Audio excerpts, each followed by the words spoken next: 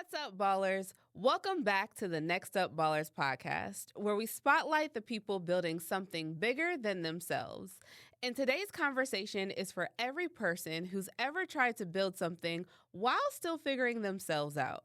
Because building a brand sounds exciting until you realize you're also building yourself at the same time. Today's guest knows that journey firsthand.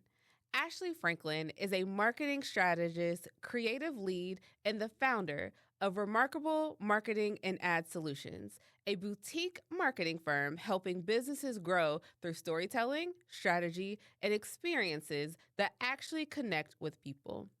But behind the strategy and the branding is a story of perseverance, reinvention, motherhood, self-doubt, and continuing to show up anyway.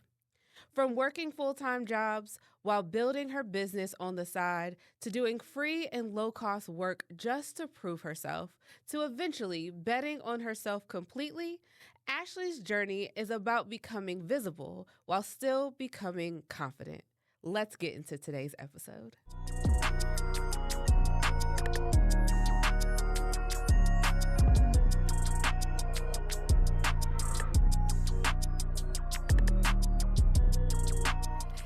Sister Ashely. Hi, Sister Ashely gave Sister Church Girl for sure, which of course is fine. I'm here for it. But hey, girl, Hello, hey. Saints. No, just kidding. Saints and ain'ts. Oh, yeah. Hi, Ashely. How are you? How are you? I'm good. So excited that you are here. Yeah. People who have been watching this season know that this season has been full of my friends, and you are my friend in real life. Yeah. And I can't wait until people just get to know you. You just have so much to offer the world, and I'm just excited about the space you are in life. Yeah. And I think you just have so much knowledge, experience, and I know that you are going to be able to just encourage some people. They're going to hear something in your story that's going to be able to allow them to know that they can do it too. Amen. So, you ready to get into it? Let's get into it. All right. So, the first question that I ask every guest is, what does legacy mean to you? Legacy is what I can hand down to my children and my children's children, whether that be good habit that I build, whether it be the community that I build, whether it be the business that I build, something that has a very strong foundation, that has some money behind it, right? Okay. And something that I can give over to my children that they don't necessarily have a burden to carry. That's what I want to be known for. That's what legacy means to me. Yeah. And I appreciate that you mentioned, it's not, yes, it is money, and money is great. But I think sometimes, I've heard so many ways this question has been answered, but I think this is also the first time I've heard someone say community, right? That is so intentional. We are privileged right now to just kind of have this unspoken thought of I'm going to be here forever. I'm going to be here for my kids. They're going to grow old. I'm going to see that I'm going to have, but the reality is, if we're intentionally building our community now, whenever God takes us home, right? Whenever something happens, that your kids are okay because of the people that you have intentionally placed around them and in your life. So really, thank you for saying that, because that is, I don't think people think about legacy in that way, and I think that's wonderful. I'll add, it's the greatest asset of my life, to be honest. Yeah. I am a tribal person. I grew up in a neighborhood all of my life where the people around me raised me. And I feel like I can't go anywhere in the city without somebody recognizing me, my mother or my grandmother, and that's a legacy thing. Yeah. So I feel like passing that on and teaching my kids to build community. Like you said, I can be gone tomorrow, but there are people who will come and love on my children and love on my family, right? My internal family, just based on my loss and the love that would be absent because of me not being there. Right. So community is top on my list for sure. Yeah. So I want to dig into just something that actually you started to hint at already, was this is where you're from. Mm-hmm. Like, born and raised, Columbus through and through. Mm-hmm. Like, this Proudly. is... You can have that. I am. Proudly, I am a Buckeye. I am a Columbus native, born and raised, all of those things. Yes. Yep. So, you also mentioned, like, you already had, like, a built-in community. So you're the oldest girl of 4, right? Mm-hmm. Oldest of 4 girls. How did that shape just, like, the way you move through life now? Like, growing up the oldest, how did that, at a very early age, how did that begin to shape Ashely? Sure. I felt like, one, I had to be the example in a lot of ways. And honestly, it wasn't necessarily something that my mother put on me. Right. But when you're the first to do it, and you are the first to walk through the door, and the first to get the call from the school, or the first to, it weighs on you, right? Because the reaction you get is a ripple effect for other people. And so that has formed a perfectionist spirit inside of me, where everything that I do has a caution before it. Everything that I produce has to be perfect in every way, because the ripple effect of it not being said, you know, whatever standard of perfection could affect the people behind me or coming after me, and also cause a burden for the person that is doing their best to bless me, right? So I think it is something I am unlearning as a position, as an oldest daughter. Granted, there are some benefits, because I do get a lot of first experiences. I have been able to be the person who has done all of the things that may not have trickled down in a beneficial way to my siblings. For instance, I was in a cotillion. I was in numerous and traveled into numerous plays and, you know, experiences in life that it was good for me, but it may have not been something offered to my siblings, right? Because I was in position. Yeah. So there's good and bad with it, but it's definitely something that I have to be intentional about unlearning in some cases in the space of being perfect at it all. No, I, as the oldest daughter, you already know. Like, there is also always this consistent space of being of, like, unlearning. I actually was just dealing with the situation mentally this morning where I was like, I need to text my sister and tell her that was pride. Yeah. Like, because I had to take care of you for so long, pride stepped away when you asked if I needed help, right? Yeah. Like, even so, like, there's this sense of hyper independence, this sense of, like, always feeling like you have to show up, and, you know, you can't ask for help, and you can't, like, all the things that can get in the way of we can get in the way of ourselves, we can get in the way of our business and other relationships and all of that. So I want to ask you too, how did being the oldest make you naturally independent, or, like, make you feel like you always had to carry more? More? You know, I'll be honest. So, and this is, like, personal. So my mother, we are stair steps, me and my sisters. There's 4 girls. And my mother did the best that she could to make sure there wasn't a hierarchy. Yeah, so there wasn't a hierarchy. There is no listen to your older sister. We are all on one even playing field until I started to branch out and have my own personality and go after the things. And there's like, oh, actually, you follow that one, you know? So that kind of... She's the one. Yeah. That kind of came later in life. But in all actuality, a lot of the times I heard, like, she ain't got to listen to you. And I was like, oh, okay. Which caused me to have kind of check myself in terms of, like, trusting my own thoughts and trusting, you know, what comes from me.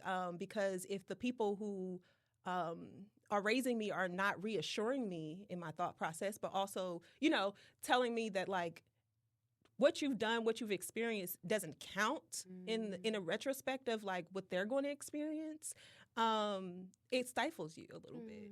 So the weight that I carried was like, am I doing this right? Like, am I being a good influence? Is this going to really benefit our family?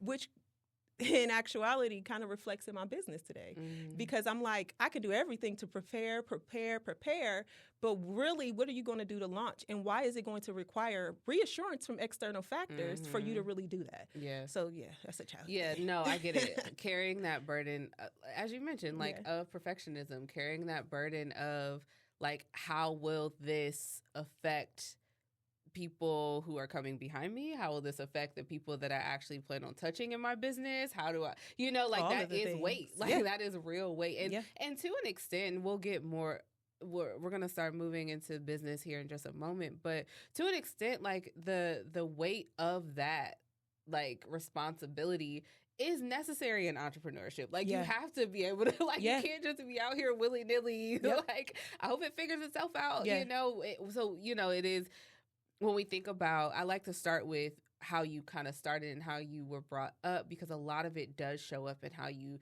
carry yourself in business and family and all of that. And I like to give our listeners and watchers, like, color to the conversation in the sense of, like, one, you're human, right? Like, having a very real human experience.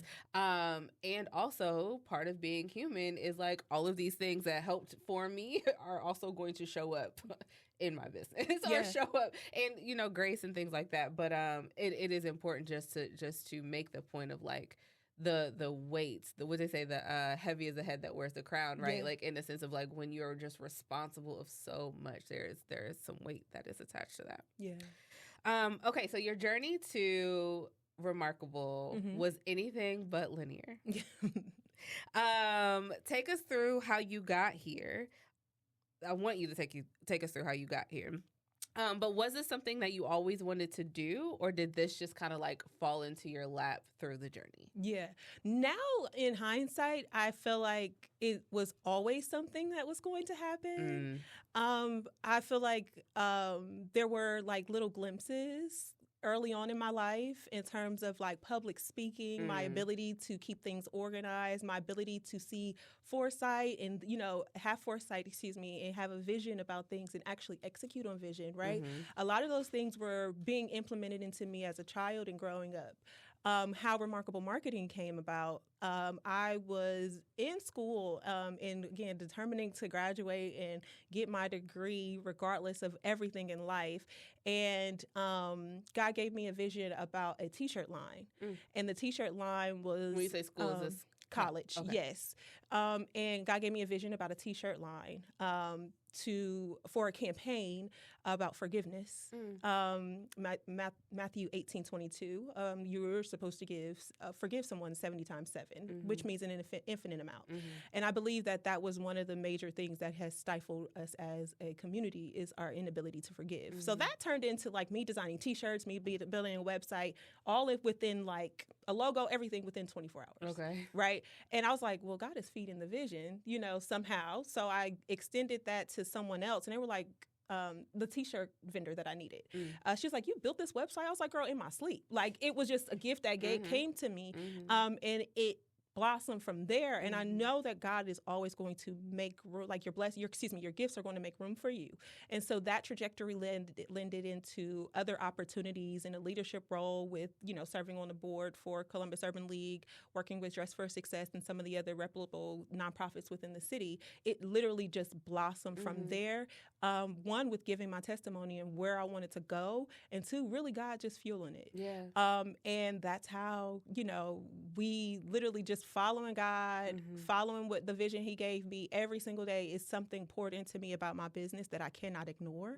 And through all of the trials, through all of the journey, it's literally steadfast. And so that's how we were able to be here today. The thing that stayed. Like, through it all, this is the thing that kept going. 1,000%. So one thing you didn't talk about that I do want to bring up through this next question is, like, the leap. So you didn't talk about working the 9 to 5, because we do have people who watch and listen who are like, I want to be an entrepreneur, but I don't really know what it takes, and I'm too scared to take the leap, and like all of that. So a lot of entrepreneurs romanticize taking the leap. It looks so good. The internet, social media makes it look like this is the life, right? But you spent years building your business while still working a 9 to 5 and raising 3 boys. What did that season really feel like emotionally?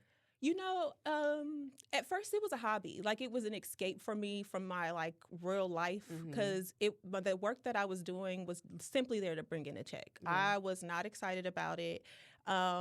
But I could do it, right? I could use my skill set to do it. And I had been in that position for 10 years, right? So I was giving a different level of stability to my family, but I was not growing within the company. I was going to sit in that same cubicle, in that same seat for however long I decided to be there, right? Once I graduated and saw all of the opportunities that came to me, I felt like that was God telling me that it was time. And it was time for something.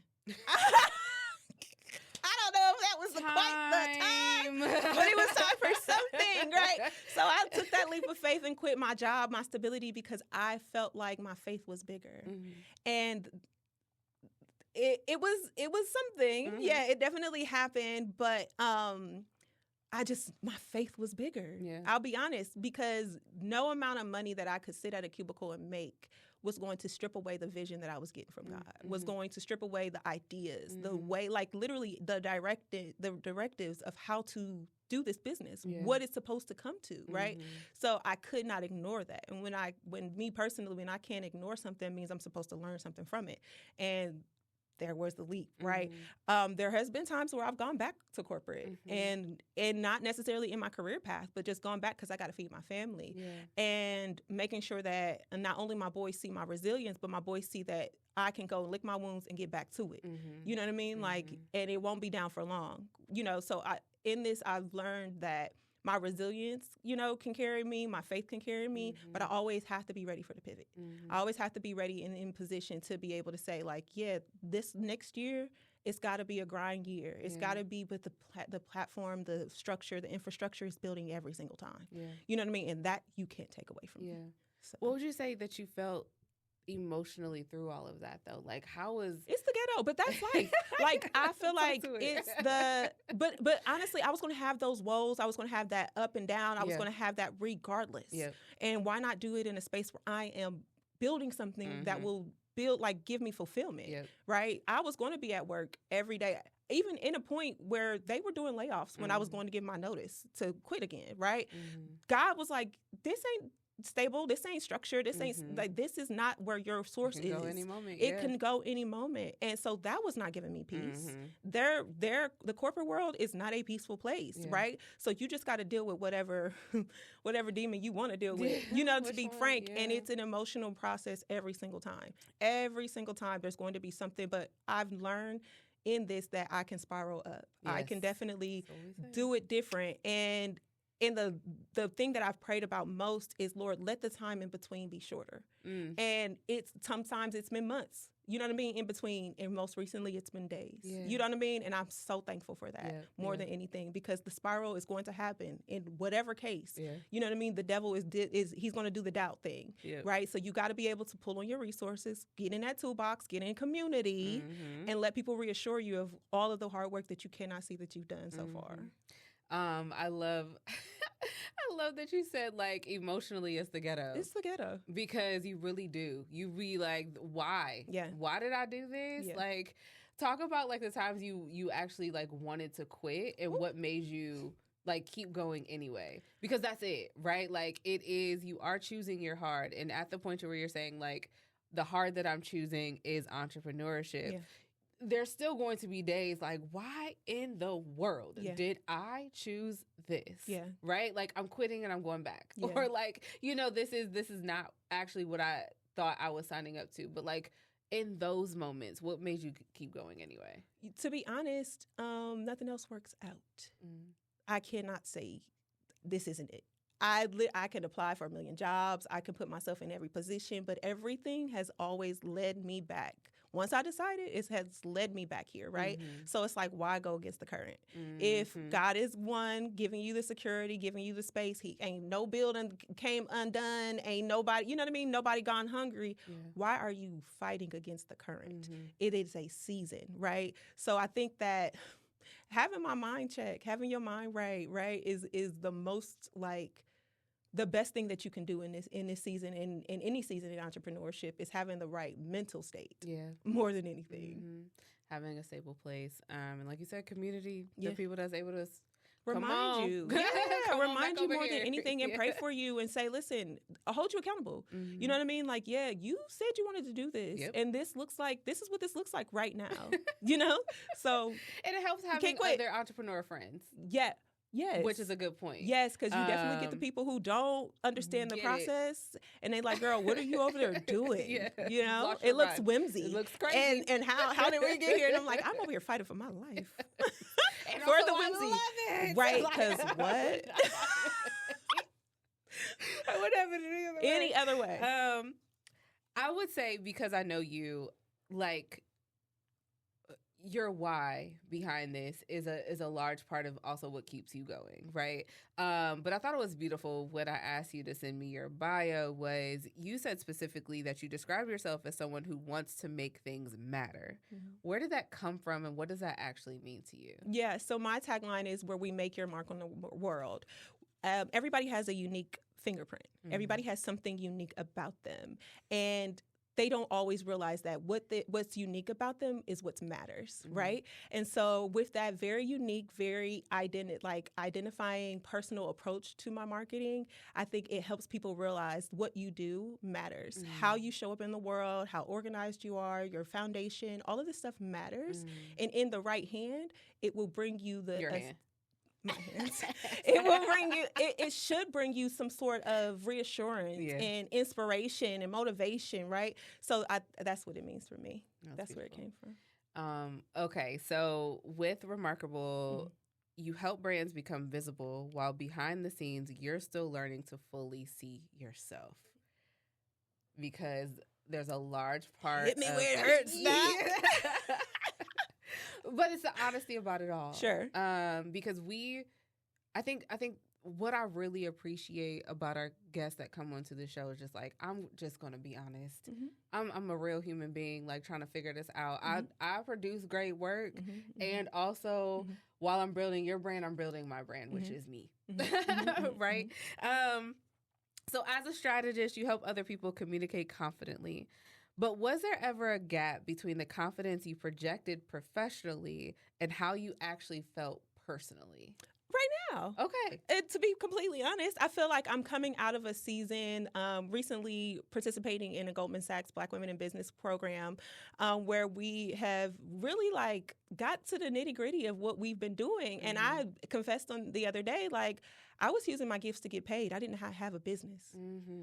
And now I have a business. Mm-hmm. You know what I mean? So I was insecure. I was putting stuff out there and just really shooting at the dark for, I want to say, the past year or so, where now I feel much more confident in what my capabilities are and what I'm able to offer to the world. And I can speak to it more fluidly because of what I've been through, because of the evolution of it all, and because of the emotional roller coaster. I had to evolve, right, and get real with myself and build some tough skin. And that came in the season where I had the ability to rebuild my foundation and come out on the other side where things are much different.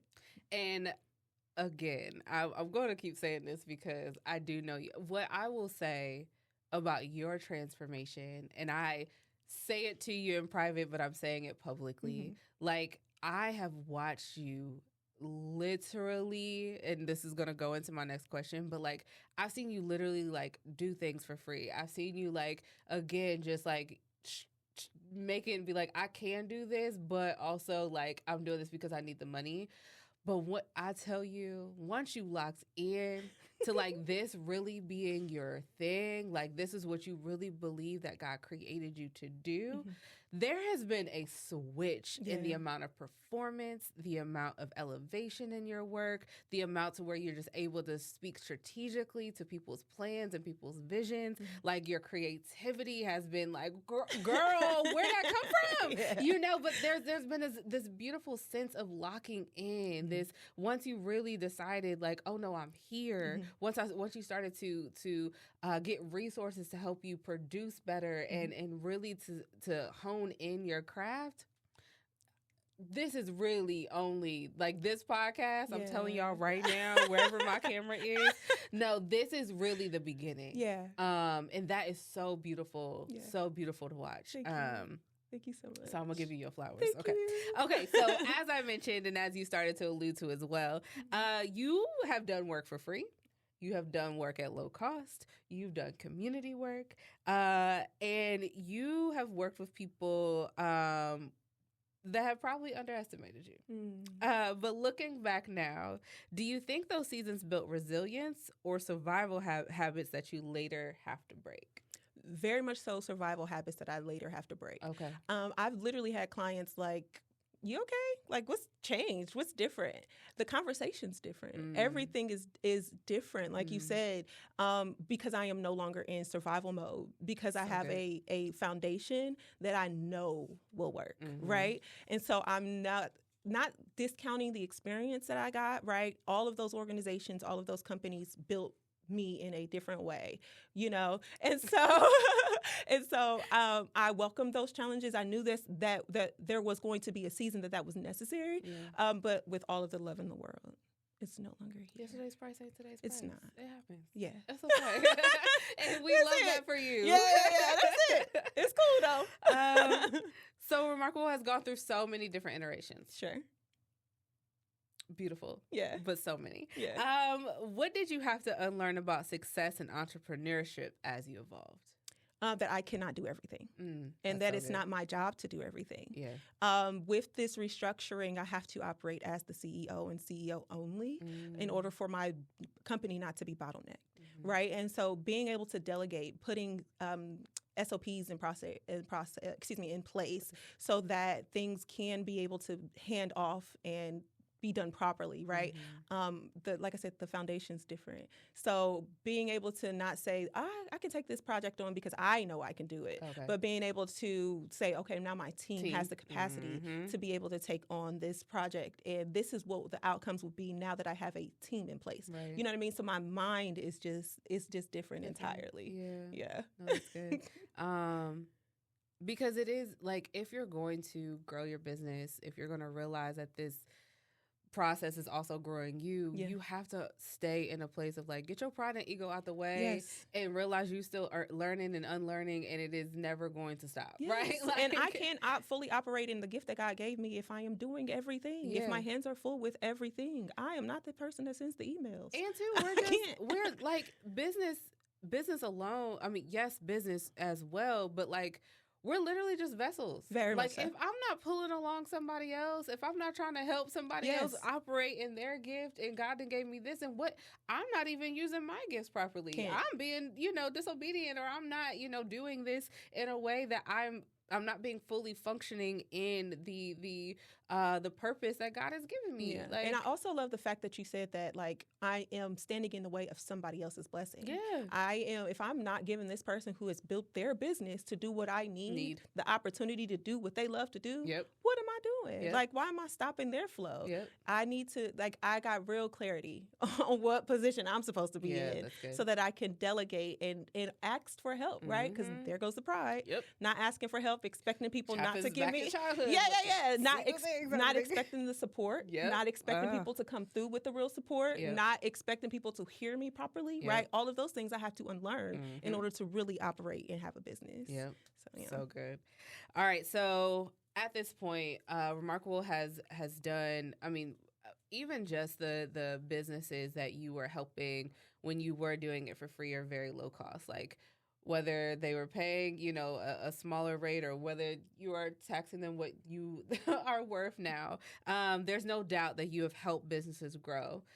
You've secured media features for clients. You have helped clients sell out events, and you've helped them clarify their messaging.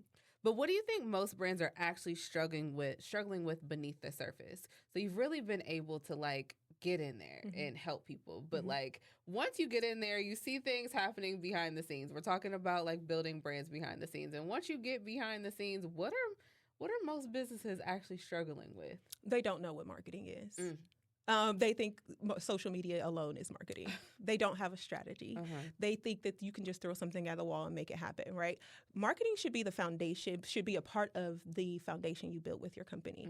It is not something that you build later or try to ask someone to come in and structure for you later. When you have the idea, in the idea phase of your company, you should be considering marketing, because how are people going to know about your business, right? How are people going to know what you do? And if you have no strategy strategy about that, right? Or no plan about your marketing, or it's something that's a last thought, then it's not integrated in your process, right? So that silver lining that you're looking for people to see about whatever you're offering, they will not see because it was not built from the beginning. So the strategic part of marketing is what people miss a lot, right, in their foundation. And then they then turn to social media to tell them what they need. And so that's another thing that people are missing, right? Digital marketing is not the end all be all. And you have to have a strategy to engage with your client. Don't get me to starting, girl, because no, this is great. I mean, we have a lot of I was going to ask you to keep going because this is not knowledge that a lot of entrepreneurs know or business owners know or even, think about. They do think that it is just like, I got this, now I'm just going to put it out there to the world. It can't be that. It definitely can be that. And once people realize that it marries with your company, it literally can be the wife. It can be the bride. It can be the things that helps you get the structure, get the people in the door, get the message out there, bring the awareness. You better also be giving marriage advice. No, just kidding.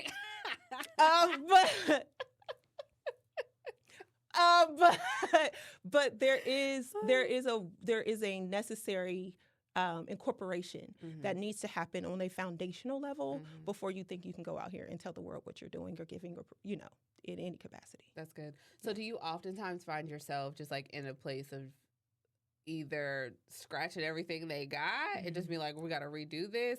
Or is there a lot of, having the hard conversations of like, this is a lot more than I thought this was going to be. This is fine. We're going to work with this, but this is going to be a lot more work than what you thought. I'm a life is about balance person. I'm going to tell you what's wrong, but I'm also going to give you the spaces and the opportunity to fix what's wrong, right? So I'm not going to come in and say, hey, like, this is terrible, and if you don't want to do what I say, there's no way, right? I'm going to give you avenues and ways out that fits your infrastructure that makes makes most sense for you. But there has been times where I had to come in and say, hey, you are not in the space that you think you are in, right? And you have to go back to the drawing board to be able to get better results. A lot of people don't want to hear that because they're already umpteen amount of money in, right? And so they don't feel like they can go back and restructure. And they end up spending more money doing the, throwing spit at a wall than really having the foundation to make sure that everything scales properly.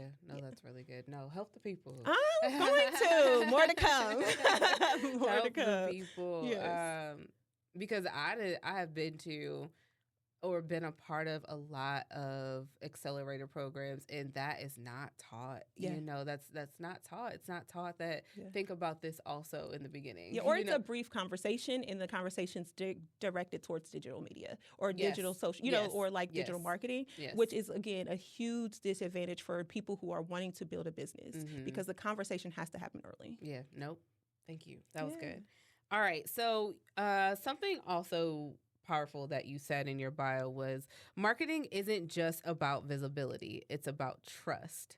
Can you unpack that? Sure. Because I would imagine, as you mentioned, like you're going behind the scenes and there has to be this level of trust that's built with these companies for them to be like, all right, well, if I am going to have to rethink this whole thing and the way that I've been doing it, you have to establish that early on. Can you speak to that? Sure. A lot of the times, trust is built in vulnerability.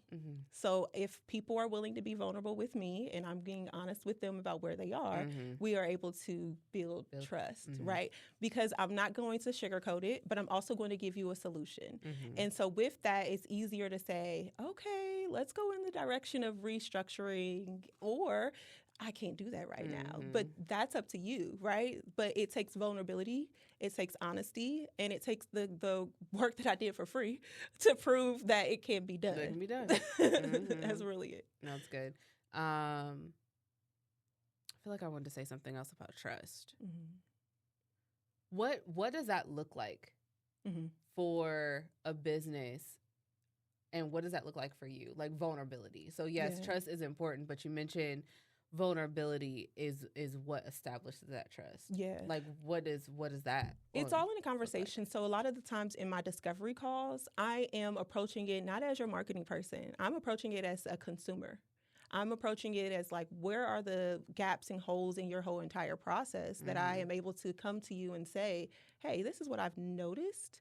And then that opens the door for people to say, yeah, this is something that I have not been able to pay attention to, or I just didn't even think about it, right? They don't have it in their mind to even, because nobody's a marketer, right? If I'm coming to you, you're not the marketer. Right. So your brain is not even going to think and consider all of these things that are affecting your messaging and how people, are getting your messaging out. Yeah. And I always say there's a silver lining in there.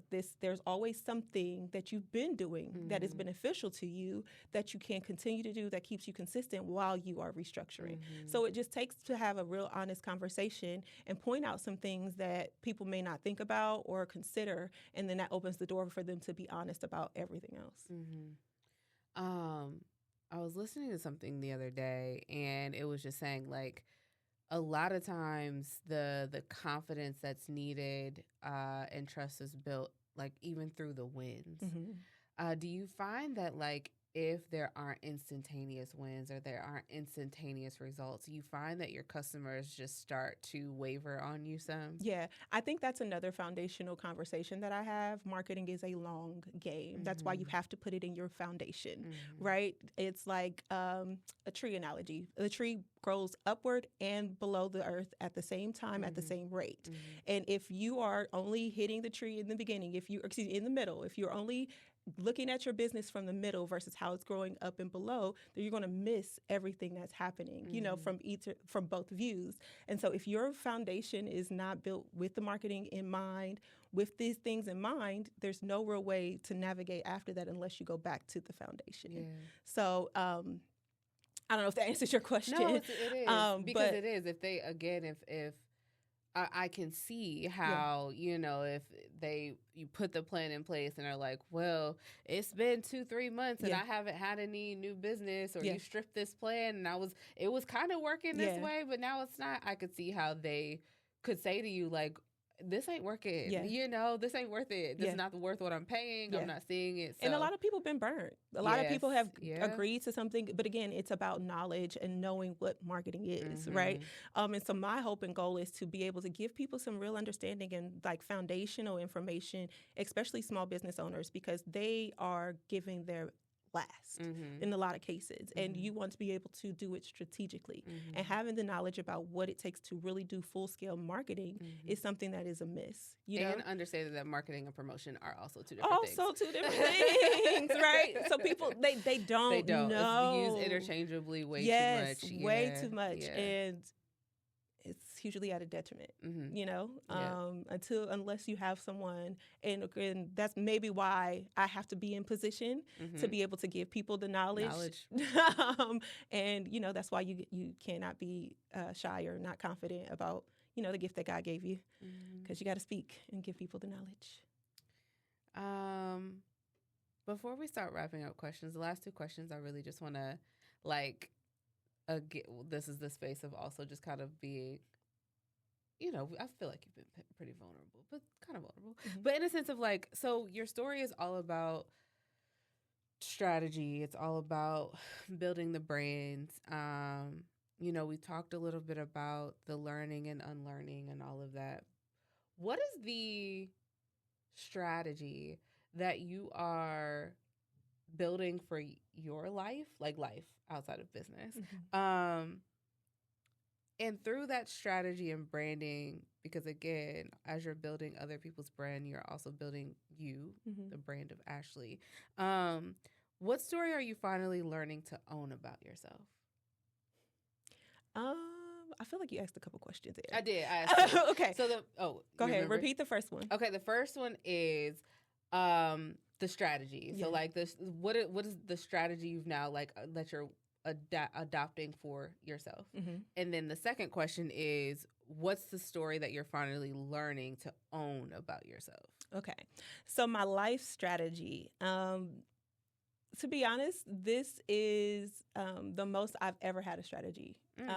The goal has always been for me, especially having children early on, is to raise children who do not have to recover from their childhood. That has been my life strategy, right? And so the places that I lived were always catering to my kids' schools and the schools that were best fit for them. The environments that I was in, community that I was in, has always been catered around my children.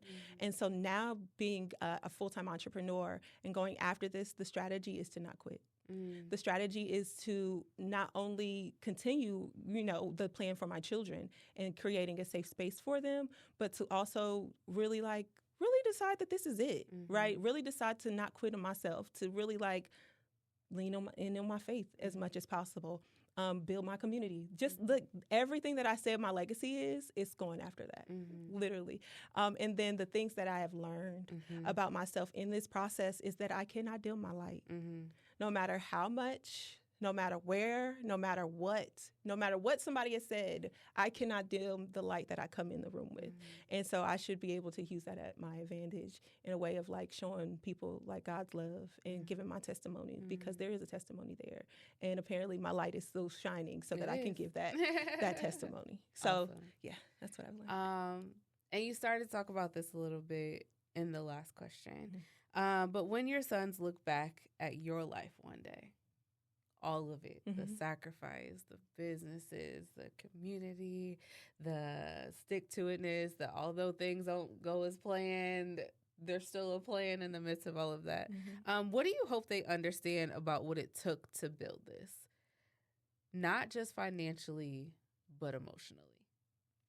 Oh, that you are capable. You can do hard things.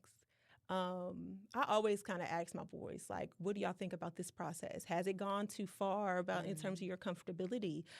They are and have been a part of this every step of the way. And I pray that what I am showing them is not only resilience, but what it looks like to go after things with all of you.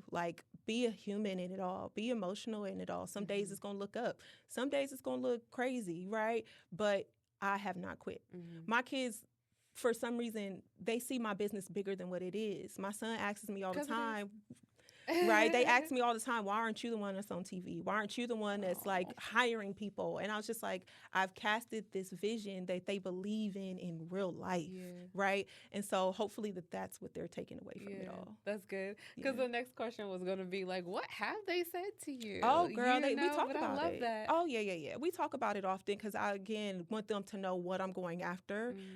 And to be honest, I don't want to put it on them to say this is for you, because you don't have to do this. Go into marketing. You don't have to go into marketing. You don't have to. But there are things. My sons are definitely maybe that is a career path that I can get into. Maybe there is different ways that I can do and be supportive. And Brandon's making flyers. Aiden's taking pictures of people at their game. James is looking into majors, what schools had the major in marketing. So it's an influence in some way. They see the benefit of it all. It's bigger than, again, right now, but I don't know. They fuel it in a way, for sure. Yeah, and I'm sure they're so proud. Yeah, for sure. That is the goal. Okay, so we're gonna move into what's called the quick play segment. This is just some time to have a little fun. Okay, let my hair down. Yeah. It's late already. No, but all right. So there's no overthinking. First answer that comes to your mind. No long process. We don't need a strategy built out on why this is how you came to it and how you're going to roll it out. Okay. Just really quickly, just to have some fun for the watchers and listeners, just to get to know you a little bit. All right. What is the favorite campaign or project you've ever worked on? My YP campaign, when we did the I Am a YP campaign, the video, I feel like that was my first opportunity to give creative direction on a vision that I had in my head and see it come to life in real life and use my network and resources to pull the people together to do it. It was a lot of fun. Was that 5 years ago? It was about 5 years ago. But that, I think that, like I said, the Columbus Urban League giving me the opportunity to, act as the marketing chair, opened my eyes to what I was capable of. And that opportunity to see it spread and people be involved who have different career paths. And it was a beautiful sight to see. I love that. Okay. One song that instantly gets you into a creative mode. Just Fine by Mary J. Blige. Oh. Yeah. I would sing it, but it ain't gonna be so nice. But yes, that's my spirit lifting, move your body, everything's gonna be just fine. Like, I love that. it's like a chant almost. It's like spiritual. Yes. And you can't help but to feel good and dance and get into Smile. it. So when an idea hits your mind, how are you like capturing it? Do you pull out the notes app? Do you pulling out a voice memo? How are you capturing? I wish I was better at that. Okay. Because you just hope it stays. Well, God, normally I pray. I'll be like, God, give it back to me. Okay. Like, give it back to me. I know it was good. And I'm so churchy. But I'm definitely like, I can see, because when people say things to me, I see it in like a movie. Like if you were to talk to me about your business or an idea that you had, I can see it like animate in my head instantly, and then it grows legs, right? So when God gives me an idea, I'm like, oof, please give it back to me. But I wish I did it more in capturing like the things that like come to mind, because I know that it could be beneficial for something later. I just don't know what. Yeah. So I think I'm gonna charge myself to that. It's just like start writing down stuff for sure. Yeah. One thing entrepreneurs need to stop pretending about. That it's easy. And that they don't need people. I think that's it. Like, I think the individualism that the world has put us in has caused people to go after entrepreneurship. I think that's the wave of it all, right? It's a natural progression. Be independent, get everything by yourself, raise your own money, blah, blah, blah. Now we're into, entrepreneurs. Yeah. And it's taken away the sense of community that you need to build anything. And so it's not easy, and it's going to take you being vulnerable, and it's going to take you letting your pride aside, because you need community to build anything. Yeah. So yeah. I actually need to stop calling this section quick play, because it doesn't matter if I'm like one thing that comes, everybody's like, but I got to explain it though. Because that's not a quick answer. What would be a quick answer? You could have just said stop. You could have just said that you can't do it all. Oh, okay, cool. Cool. All right. Early morning creativity or late night creativity? Early morning. If you could say one thing to the woman you're becoming, what would you tell her? Baby, it only gets better from here. I was going to do it anyway. It got to get better. It's got to get better. Yeah. If I could tell the woman ahead of me, it's gonna keep going up. Yeah. That's the only thing I got for her. I love that. Okay. All right. So every guest is tasked with giving our listeners and watchers a challenge. So what is something that anyone who is listening or watching can start doing today? And that could be anything, but if you can keep it marketing focused, specifically for our entrepreneurs, business owners, anyone thinking about taking the leap, anyone that's a mom, whatever the case may be, whatever you think a great challenge is, what's something that someone can start today that will start changing them? Get in position. Can I expand That's not on a that? quick play yet. No, get in position. I feel like there are a lot of distractions happening right now that's taking everybody off their post. And just like I said earlier, I need you to go after your dreams so that my dreams can be fulfilled. I need you to be in position so that my dreams can be fulfilled. I am in position so that someone else can make their mark on the world, simply put. Yeah, so make the plan.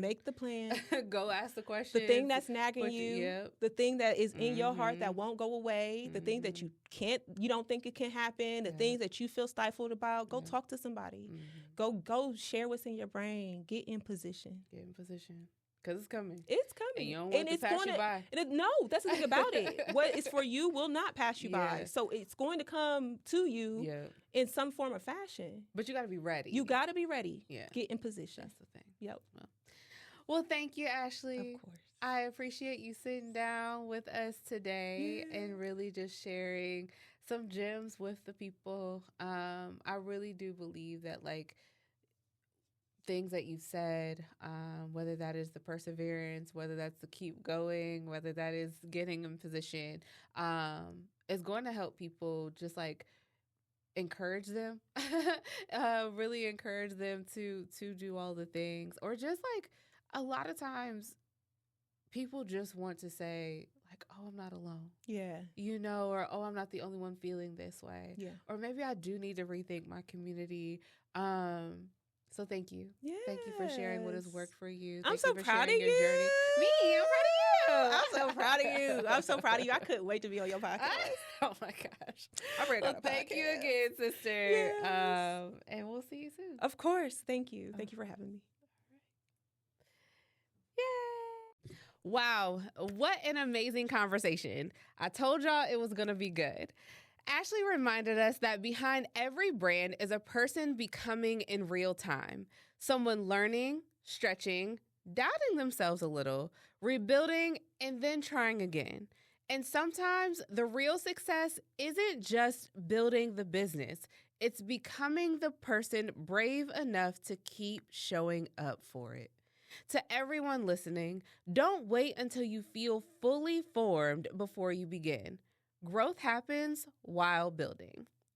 Thanks for tuning into another episode of the NxtUp Ballers Podcast, where our guests are built on wisdom, driven by action, and leaving a legacy behind them. Remember, you can listen to us wherever you listen to your podcast. You can also watch us on YouTube. Remember to like, share, and subscribe. We'll catch you on the next episode. But until then, go ball out.